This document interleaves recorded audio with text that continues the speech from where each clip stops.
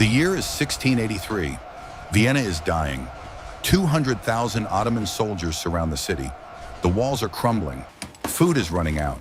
Disease spreads through the streets. 11,000 defenders stand between the city and total annihilation.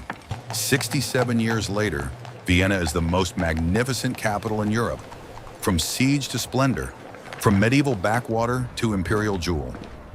This is how it happened. Stand on the banks of the Danube River in 1680. You're looking at Vienna, a city of barely 50,000 souls, pressed against ancient walls that haven't changed in 400 years. The streets are narrow. Buildings lean into each other, blocking the sun. The smell of sewage mixes with coal smoke. Most structures are wood and plaster. Stone is rare. Glass is rare. This is the eastern frontier of Christian Europe. Way beyond these walls lies the Ottoman Empire, stretching from Hungary to North Africa. Vienna is the barrier, the last barrier. 3 years ago, in 1679, the plague killed nearly a third of the population. Mass graves were dug outside the city walls. The economy collapsed. Those who could afford it fled. Those who remained lived in constant fear. Fear of disease, fear of invasion, fear that their city, like Constantinople 2 centuries earlier, would fall to the Ottomans and vanish from history. The Habsburgs rule here, but their power is fragile. The Holy Roman Empire is fractured. Vienna itself is a medieval relic, struggling to survive in a world of emerging nation-states and expanding empires. Walk these streets in 1680 and you see no grand palaces, no wide boulevards, no theaters or concert halls, just cramped quarters, defensive walls and the ever-present shadow of the East. Everything is about to change. July 14th, 1683. The Ottoman army arrives. Led by Grand Vizier Kara Mustafa, 200,000 soldiers encircle Vienna. They bring cannons, siege towers, engineers who begin digging tunnels beneath the city walls to plant explosives. Inside Vienna, Count Ernst Rüdiger von Starhemberg commands 11,000 soldiers and 5,000 civilian volunteers. The math is brutally simple. They are outnumbered 20 to 1. The siege begins. Ottoman cannons pound the walls day and night. Explosions shake the foundations of medieval buildings. Sections of the fortifications crumble. The defenders patch them with whatever they can find: timber, sandbags, rubble.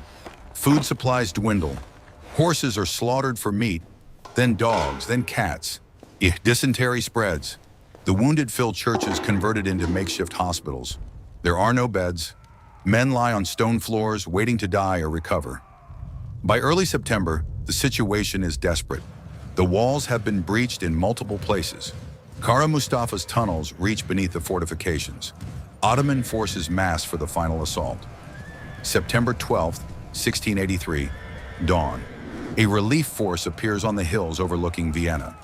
70,000 soldiers, Germans, Austrians, and leading them, the Polish King Jan III Sobieski with 18,000 cavalry, the famed Polish winged hussars. At 5 p.m., Sobieski orders the charge. 18,000 horsemen thunder down the slopes of Kahlenberg Mountain, the largest cavalry charge in history. The ground shakes. The Ottoman lines focused on the final assault of Vienna's walls, are struck from behind. The Ottoman army shatters. By nightfall, Kara Mustafa's forces are in full retreat. They abandon their camp, their supplies, their cannons, everything. The siege is broken. Vienna has survived, but survival is not enough. What happens next will transform not just Vienna, but the entire balance of power in Europe. The Ottoman threat is broken. For the first time in centuries, Vienna doesn't have to crouch behind defensive walls, waiting for the next invasion. Emperor Leopold I makes a decision that will reshape the city forever. Vienna will not simply rebuild, it will transform. It will become a symbol, a statement, the greatest capital in Christendom. The emperor opens the imperial treasury. Money floods into Vienna. Architects are summoned from across Europe. Italian masters, German engineers. With the best minds in Baroque design, Johann Fischer von Erlach arrives in 1687. He's 42 years old, trained in Rome, influenced by Bernini and Borromini. He looks at medieval Vienna and sees possibility. His first commission is to expand the Hofburg Palace. The Habsburg residence has been a cramped fortress. Fischer von Erlach reimagines it as a palace worthy of emperors. Grand halls, vaulted ceilings, facades that stretch entire city blocks. But the Hofburg is just the beginning. In 1690, construction begins on Schönbrunn Palace, the Habsburg summer residence. Modeled on Versailles, but designed to surpass it. 1,400 rooms, gardens stretching across 500 acres, fountains, sculptures, a palace that announces to Europe that Vienna has arrived. Lucas von Hildebrandt, Fischer von Erlach's rival, he contributes his own masterpieces. The Belvedere Palace, the Schwarzenberg Palace, each one more elaborate than the last. The cityscape changes. Medieval timber buildings are demolished. Baroque stone structures rise in their place. 3 stories, 4 stories, 5 stories, adorned with pilasters, columns, statues of saints and emperors. The population responds to the transformation. People flood back into Vienna, merchants, craftsmen, artists, nobles who want to build their own palaces near the imperial court. By 1700, the population has doubled. 100,000 people now live in Vienna. The city expands beyond the old walls. New districts emerge, planned streets, organized squares. But Vienna isn't just building palaces, it's building an identity. The early 1700s marked Vienna's cultural explosion. Karlskirche, the Church of Saint. When Charles begins construction in 1716, Fischer von Erlach's final masterpiece. A Baroque cathedral with a dome inspired by St. Peter's in Rome and columns modeled on Trajan's column. It dominates the skyline, a monument to Vienna's victory over plague and siege. But architecture is only part of the transformation. Music finds a home in Vienna. The imperial court becomes the center of European musical life. Composers travel to Vienna seeking patronage. Antonio Vivaldi arrives. Johann Sebastian Bach's sons settle here. The foundations are laid for what will become the world's musical capital. Concert halls open. The aristocracy competes to host the finest musicians. Private orchestras perform in palace ballrooms. Music isn't just entertainment, it's currency. Social status measured in the quality of your court composer. And the coffeehouse culture emerges. The first Viennese coffeehouse opens in 1685, using beans abandoned by the fleeing Ottoman army. By 1720, there are dozens. Intellectuals gather, newspapers circulate, ideas spread. The coffeehouse becomes Vienna's salon, where culture is debated, business is conducted, and society mingles across class lines.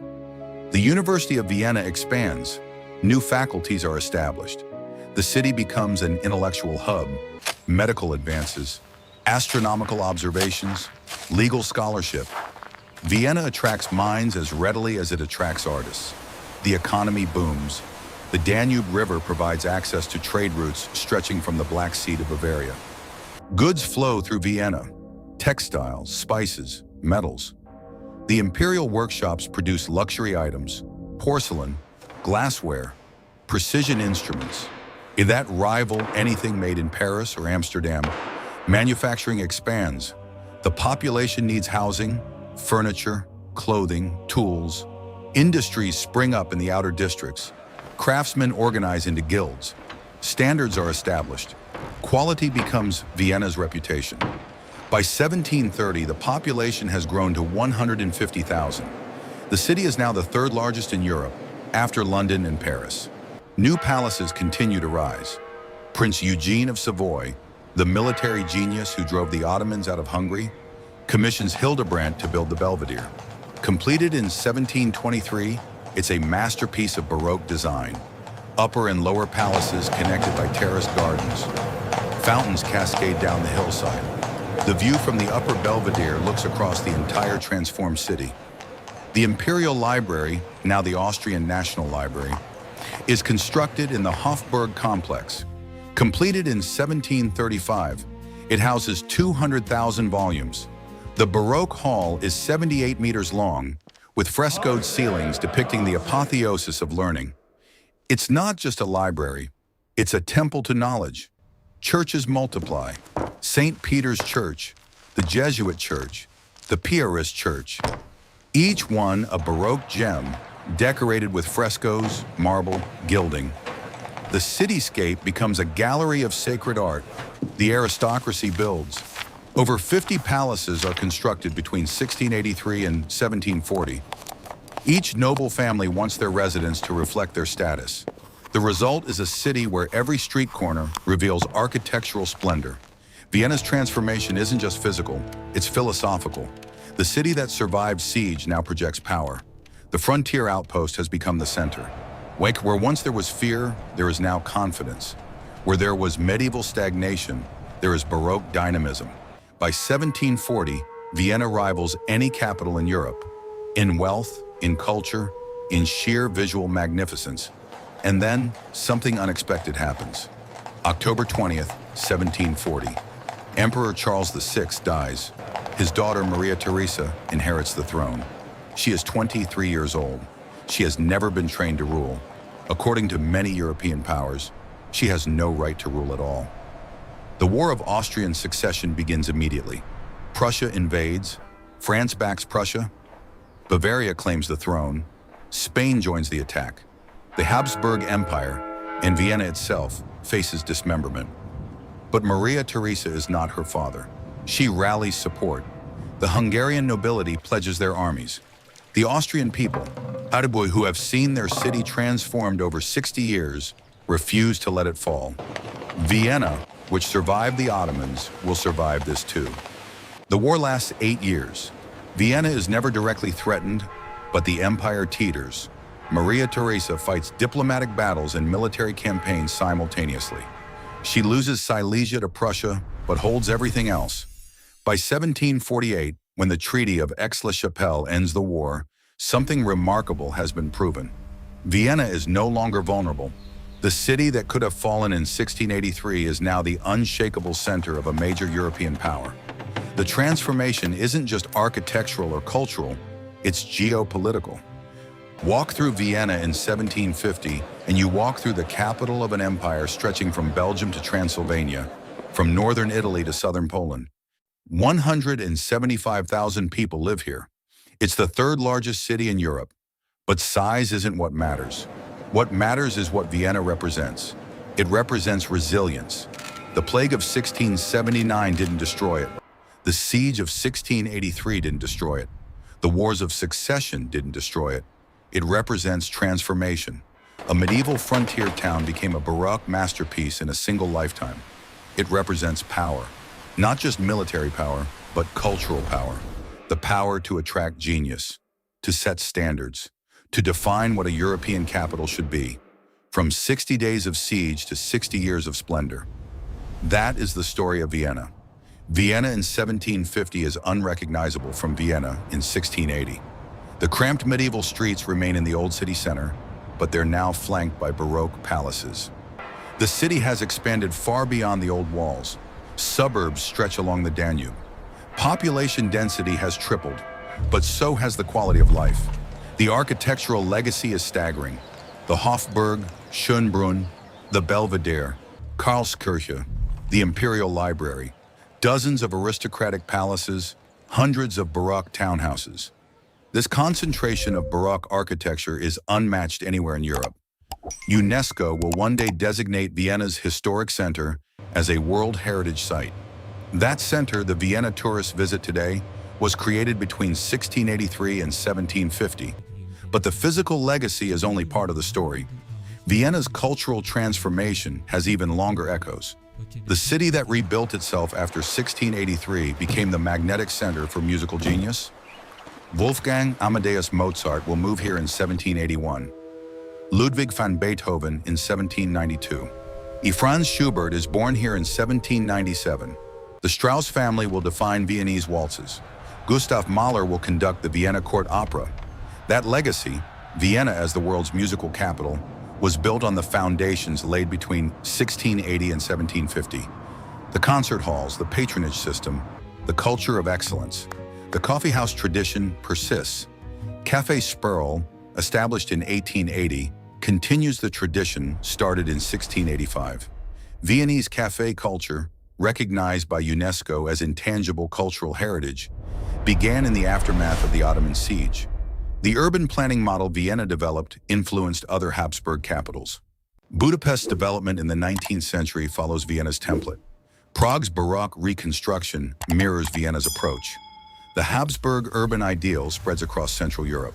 Let's walk through Vienna's first district today, and you are walking through the triumph of 1683 to 1750, the Graben, the Kohlmarkt, Mechellerplatz.